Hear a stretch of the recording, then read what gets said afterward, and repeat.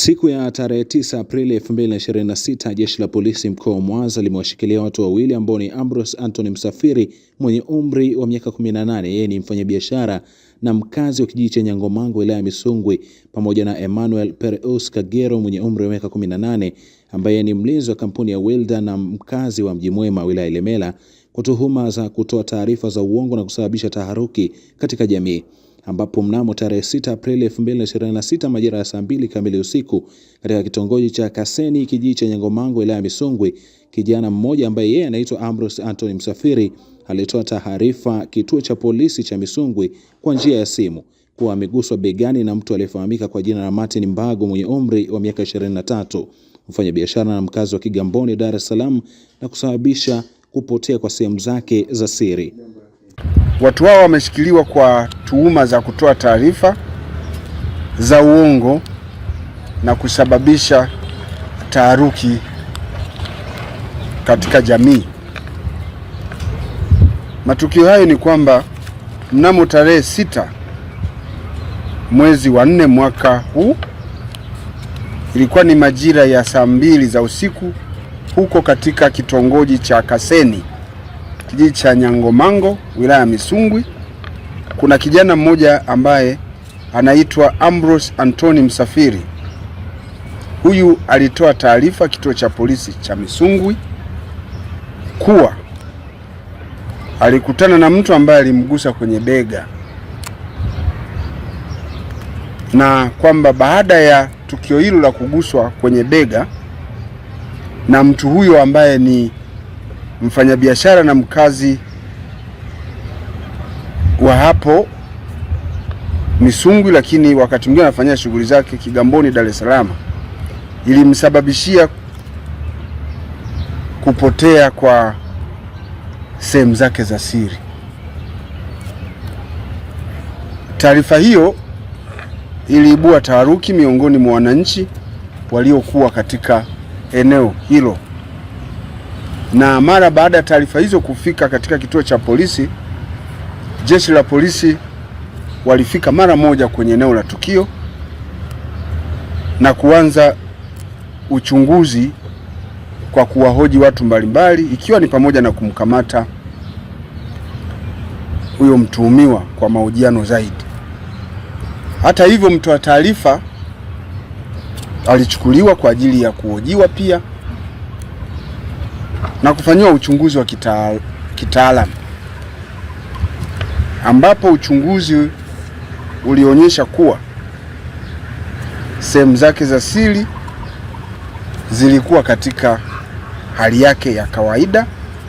katika mwili wake. Hivyo uchunguzi ulibainisha kuwa hakuwa na changamoto za aina yoyote, tofauti na alivyokuwa ametoa taarifa hizo kwa jeshi la polisi, lakini na kusikika kwa wananchi. Mtu huyo ameshikiliwa katika kituo cha polisi siku ya tarehe 8 mwezi wa 4 mwaka huu majira ya saa 6 za mchana katika eneo la Kirumba wilaya Ilemela. Emmanuel Pereus Kagero miaka 18, mkazi wa Mji Mwema kata ya Nyamanoro wilaya ya Ilemela, alitoa taarifa kwa askari polisi waliokuwa doria eneo hilo, akimtuhumu kijana mmoja aitwaye Jordan Deocras Kabinga mwenye umri wa miaka 21, mjasiriamali na mkazi wa Igogo wilaya Nyamagana, kuwa amemgusa bega na kuchukua sehemu zake za siri katika njia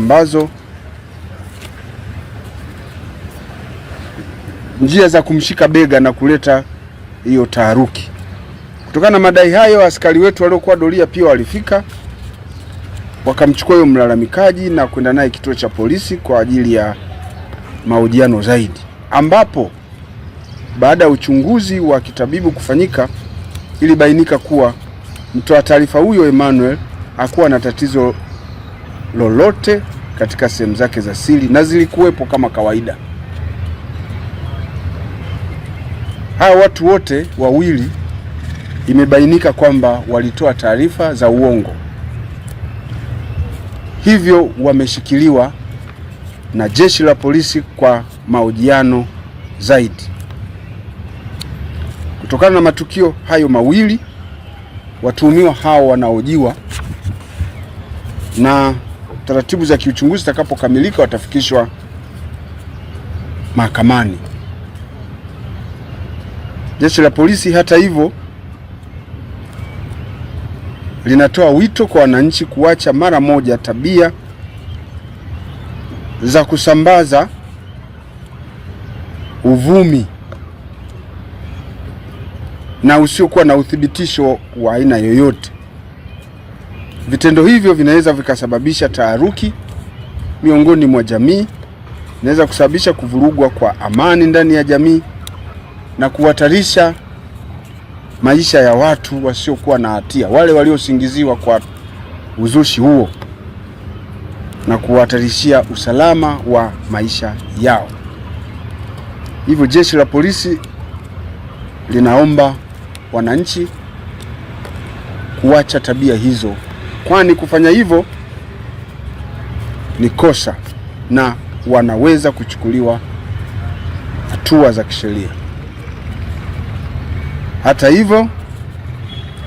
jeshi la polisi kupitia mpango wa mkaguzi wa kata na utaratibu wetu unaowataka wakuu wa polisi wa wilaya na wakuu wa vituo kutoka maofisini kwenda kuzungumza na wananchi, wanaendelea kutumia nafasi hiyo ya ushirikishwaji wa jamii kuendelea kuwatahadharisha wananchi kuepukana na tabia ya kuzua uvumi kwa lengo la kuleta taharuki kwenye jamii.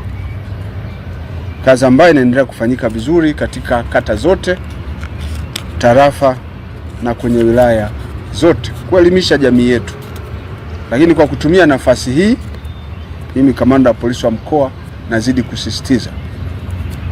kwamba wananchi waache tabia ya kusambaza uvumi usiokuwa na ukweli na hivyo kutaka kuleta taharuki katika jamii.